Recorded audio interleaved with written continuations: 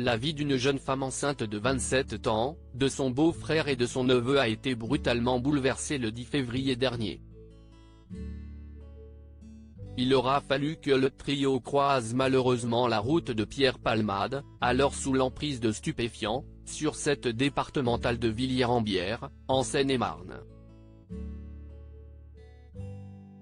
Depuis plus de 7 mois, celle qui aurait dû accueillir son tout premier bébé le 14 mai dernier doit faire le deuil de celui-ci, qui n'a pas survécu à l'accident de voiture provoqué par l'humoriste.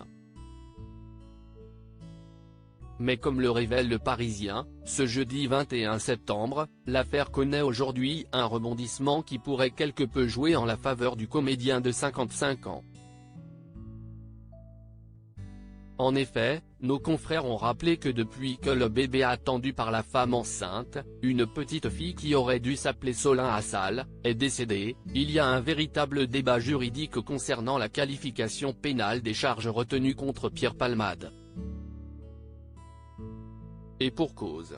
L'objectif de la procédure étant de déterminer si l'enfant est né vivante avant de s'éteindre, ou si elle est morte avant l'accouchement réalisé en urgence une fois à l'hôpital. La différence entre ces deux cas étant qu'un fœtus ne dispose pas de personnalité, d'un point de vue juridique, contrairement à un bébé, qualifié d'être vivant à part entière. Actuellement, le comédien, qui a causé l'accident de la route ayant grièvement blessé les 3 passagers du véhicule percuté, a été mis en examen pour homicide involontaire pour avoir tué le bébé qu'attendait la jeune femme.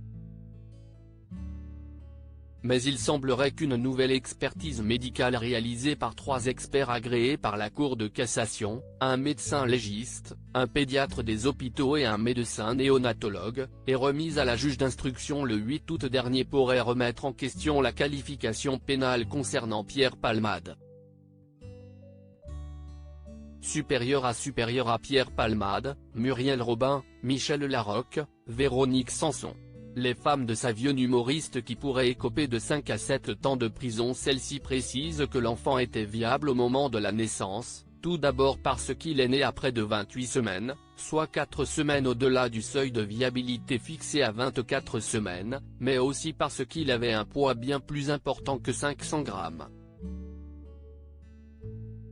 De plus, les experts ont assuré que l'état clinique observé chez l'enfant immédiatement après son extraction du corps utérin maternel est clairement et indiscutablement celui d'un état de mort constitué, pas de réactivité motrice, pas de mouvement spontané réflexe de respiration.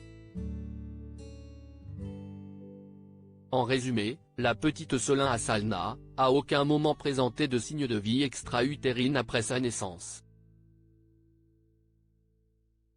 De ce fait, la suite de l'instruction pourrait mener à une requalification de la mise en examen de Pierre Palmade et à l'abandon des charges d'homicide involontaire pour qu'il ne reste que celles pour blessure involontaire. Il risquerait donc non plus 10 ans de prison mais entre 5 et 7 années, comme le souligne Le Parisien. Article écrit avec la collaboration de 6 médias Crédit Photo, Coadic Guirec.